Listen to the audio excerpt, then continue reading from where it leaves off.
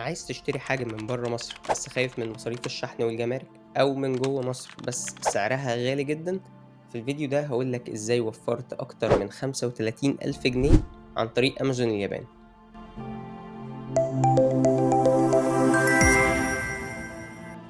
أنا اشتريت 3 حاجات من أمازون اليابان، كانوا في order واحد، هاوريكم أسعارهم هنا في مصر، وبعد كده نشوف أنا جبتهم بكام من اليابان. أول حاجة اشتريت الكاميرا دي، كاميرا سوني، سعرها هنا في مصر 42,000 جنيه على أمازون. وتاني حاجة مايك شوتجن أوديو تكنيكا، سعره هنا في مصر 10,400. وآخر حاجة كان جهاز زوم سعره 14,000. طيب الحاجات دي كلها لو كنت هجيبها من مصر كانت بالظبط هتكلفني 66,400. طيب أنا جبت بقى الحاجات دي كلها بكام؟ هنيجي هنا نلاقي تفاصيل الأوردر كان يوم 9 أبريل. الحاجات دي سعرها بالظبط كان عامل 102,000 ين ياباني، 454.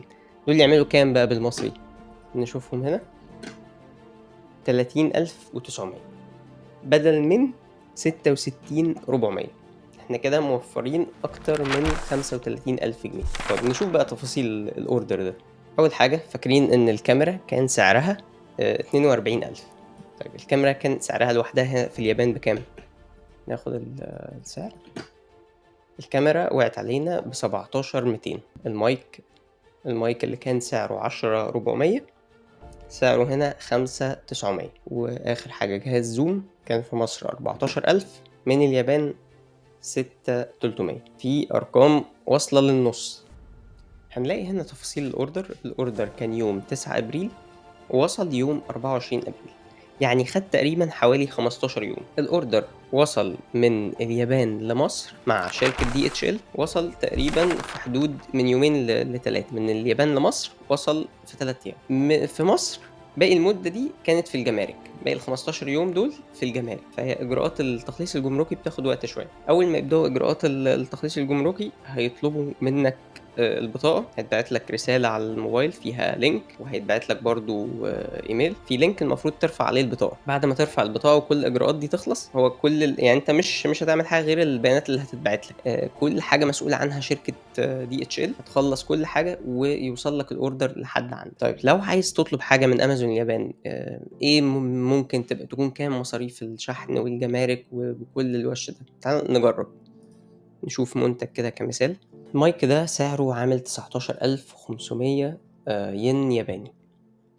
طيب في نقطة، ال19,500 دول مش السعر النهائي، دول مضاف ليهم ضرايب على المشتري الياباني اللي حاطط العنوان اليابان. فأنت لما تيجي تشتري وأنت بتدفع هتلاقي ال19,500 دول قلّوا، تمام، لكن هيزيد عليهم الشحن والجمارك. طيب ندوس buy now ونشوف. بعد ما تدخّل عنوانك هتلاقي السعر بدل ما كان 19,500 بقي 17,700، تمام. نختار وسيلة الدفع. بعد كده هيقول لك السعر النهائي. السعر النهائي وأنا عندي 5 ين دول gift card، بغض النظر عنهم يعني، هو الtotal 23,900. نشوفهم دول عاملين كام في مصر أهم، هنلاقيهم 7,242. طيب ده السعر النهائي. هل هتدفع أي حاجة تاني؟ لأ، أنت مش هتدفع أي حاجة تاني غير اللي هتدفعه على الموقع.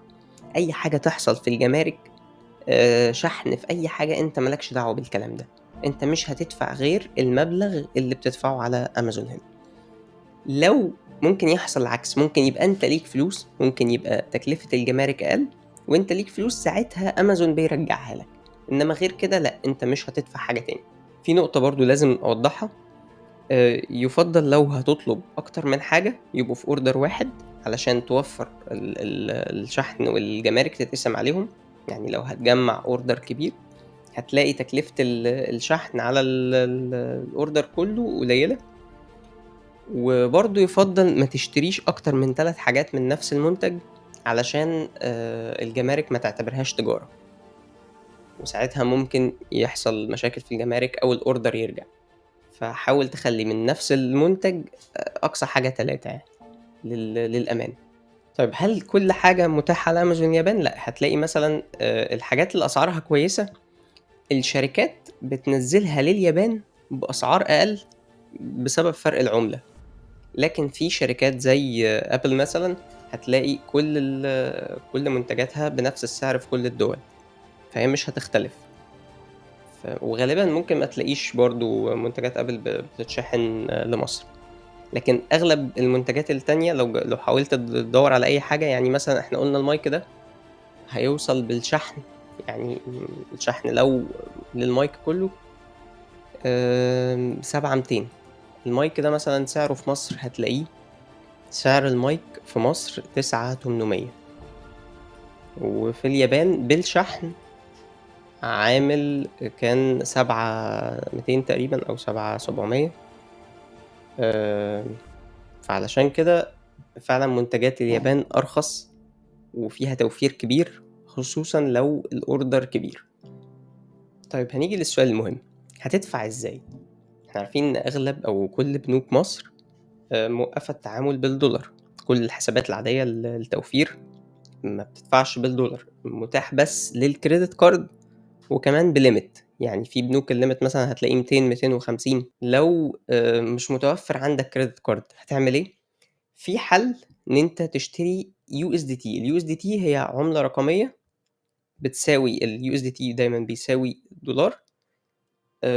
ممكن من خلالها تطلّع كروت virtual زي اللي بتطلع من فودافون كاش، بس بالدولار تدفع بيها. تمام، هاسيب لكم شرح لطريقة الUSDT، وممكن برضه من خلال الcredit card. بس لو أنت هتشتري حاجة أكبر من الlimit بتاعك، يعني أنت الcredit card مسموح له يدفع 200 وأنت عايز تشتري حاجة بأكتر من كده، الحل إن أنت تشتري gift card. إيه الgift card؟ أنت بتشتري، يعني أنا هنا هتلاقيني دافع عن طريق gift card.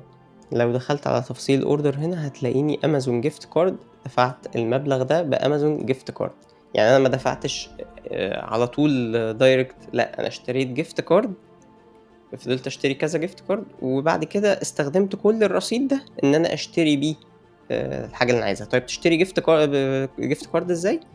تكتب مثلًا هنا gift card،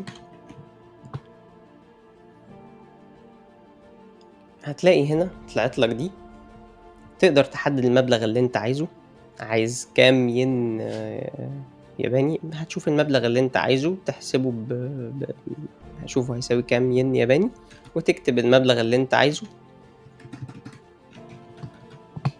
تمام، وبعد كده تدوس buy now، هتدفع بأي فيزا أنت عايزها، تفضل تحوّش كذا gift card وتدفع بيهم كلّهم في الآخر، هيتحطّوا في رصيد واحد، رصيد الgift card عندك، وتشتري بيهم.